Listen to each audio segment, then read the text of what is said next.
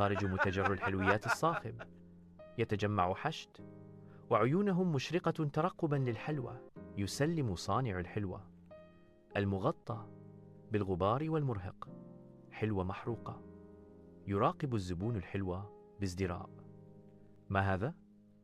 إنه محترق. يصرخ الزبون بينما يتنهد صانع الحلوى: أوه، أنا آسف. الأخطاء تحدث قليلا هذه الأيام. في داخل متجر الحلويات يعاني صانع الحلويات، وتتحول حلوياته إلى محروقة ومشوهة. ما هذه المشكلة؟ لماذا لا أستطيع صنع حلويات مستقيمة؟ يسأل، والإحباط مرسوم على وجهه. ينظر الزبون إلى الحلويات بحذر.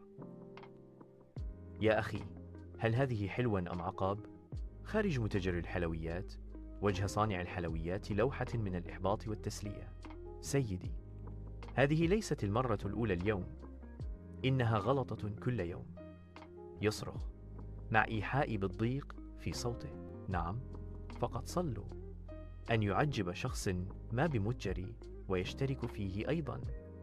يتوسل صانع الحلويات بابتسامة مليئة بالأمل: